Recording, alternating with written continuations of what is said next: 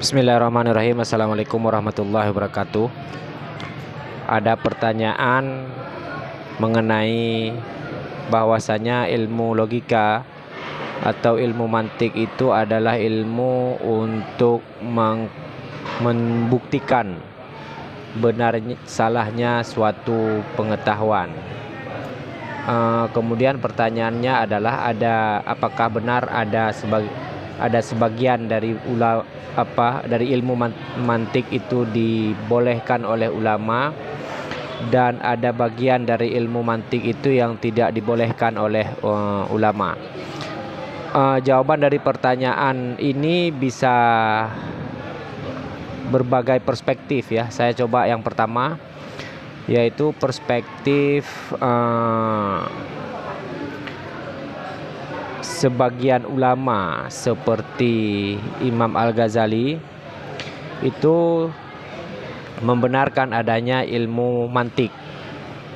Mungkin itu dibenarkan secara keseluruhannya, karena Al-Ghazali adalah orang yang sangat mengapresiasi ilmu mantik, karena memang ilmu mantik itu hanyalah sebuah ilmu alat ya, alat untuk berpikir, untuk bernalar, alat untuk membuktikan pengetahuan. Jadi dia beda dengan ilmu filsafat. Meskipun dalam filsafat mantik itu menjadi ilmu alatnya begitu ya. Tidak hanya dalam filsafat, ilmu-ilmu lain juga menggunakan mantik sebagai alatnya begitu ya. Jadi yang pertama kita membedakan antara mantik dengan filsafat. Kalau mantik itu adalah ilmu alat untuk berpikir, dan ilmu berpikir ini tidak hanya berlaku untuk ilmu filsafat tetapi juga ilmu-ilmu lainnya. Itu yang pertama. Nah, seperti Al-Ghazali, dia setahu saya menerima secara keseluruhan ilmu mantik. Yang dia persoalkan, ada sebagian yang dia tolak, itu bukan dalam konteks ilmu mantik tetapi dalam ilmu filsafat. Setidaknya Al-Ghazali dalam perspektif dia memahami ilmu filsafat aliran peripatetik, dia menolak 20 temuan atau 20 pandangan daripada filosof peripatetik, yang ini adalah seperti Ibnu Sina, Al-Farabi, Al-Kindi, dan seterusnya. Jadi 4 pernyataan itu yang paling populer ya, yang ditolak oleh Al-Ghazali, yaitu mengenai kedahuluan alam. Menurut filosof, alam semesta itu tidak bermula dari ketiadaan, karena ketiadaan itu mustahil memberikan keberadaan. Pasti alam semesta sebagai sesuatu yang ada, dia muncul dari keberadaan. Ini sesuai dengan prinsip filsafat yang tidak memiliki, tidak dapat memberikan. Sementara Al-Ghazali menolak pernyataan peripatetik itu karena menurutnya bila alam semesta bermula dari keberadaan, maka itu sudah menjadi adanya saingan bagi Tuhan, karena Tuhan itu sendiri hanya Tuhan yang tidak mempunyai permulaan, sementara yang lain adalah baharu. Nah, ini beda prinsip melihat ya. Sebagaimana kita katakan tadi, Al-Ghazali itu walaupun dia paham sekali filsafat, walaupun dia sangat menguasai ilmu mantik, tetapi dia berprinsip pada ilmu keagamaan, atau dalam klasifikasi antara ilmu tajribi, ilmu bayani, ilmu burhani, dan ilmu irfani, Al-Ghazali itu lebih cenderung pada ilmu bayani, yaitu ilmu keagamaan, ilmu berbasis kitab suci, fondasinya. Sehingga dia menolak sistem berpikir daripada filosof yang menjadikan burhani atau ilmu penalaran sebagai basis. Jadi yang kemudian ditolak Al-Ghazali adalah pengetahuan Tuhan terhadap hal-hal partikular. menurut para filosof Tuhan tidak mengetahui perkara partikular, karena bila Tuhan mengetahui perkara partikular berarti pengetahuan Tuhan sama seperti pengetahuan manusia. Sementara Al-Ghazali membantah itu. Menurut dia tidak mungkin Tuhan tidak mengetahui hal partikular, karena Tuhan itu adalah maha mengetahui, termasuk mengetahui hal yang partikular.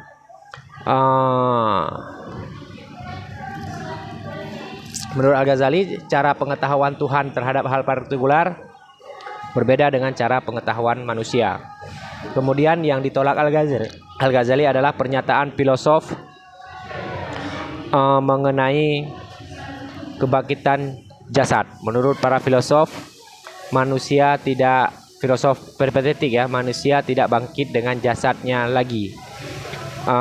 Sementara Al-Ghazali meyakini bahwasanya manusia tetap bangkit dengan jasadnya kembali. Nah, dari contoh daripada yang ditolak Al-Ghazali terhadap para filosof, yang ditolak Al-Ghazali ini bukan ilmu mantiknya, tetapi yang ditolak adalah temuan daripada filsafat ya. Dia juga tidak menolak filsafat, tetapi yang dia tolak adalah beberapa temuan dari para filosof peripatetik.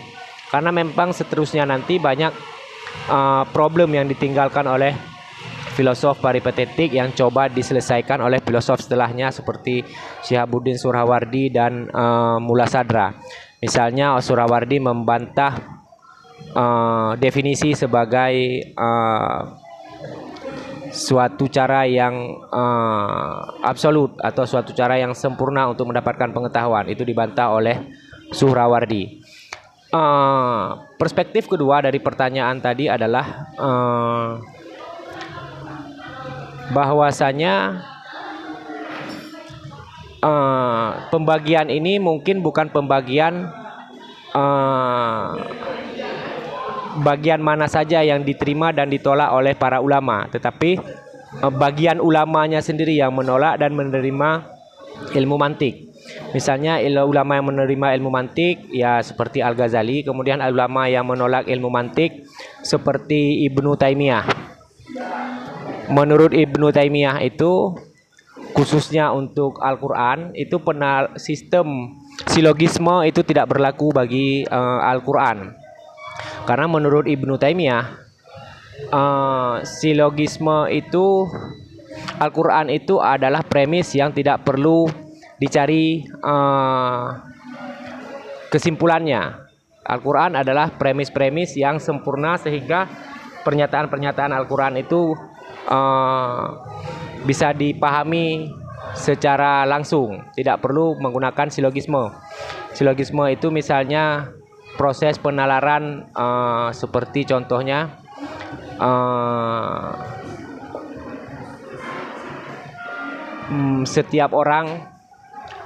setiap yang bernyawa akan mati.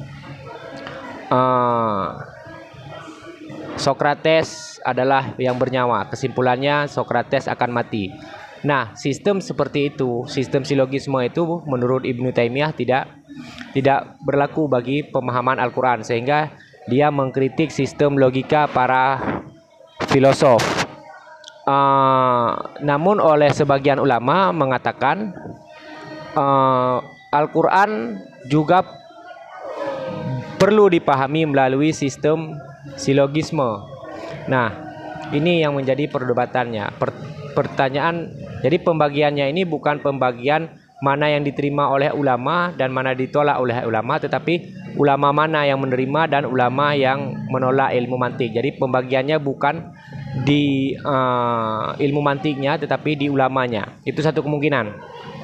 Kemungkinan selanjutnya adalah ada ulama yang memang menerima sebagian ilmu mantik dan sebagian yang lainnya yang menolak sebagian lainnya daripada ilmu mantik, karena memang ilmu mantik ini adalah ilmu yang sangat luas cakupan pembahasannya, mulai dari sistem silogisme, kemudian sistem petanda dan penanda yang sekarang berkembang dalam ilmu semiotika, kemudian ada sistem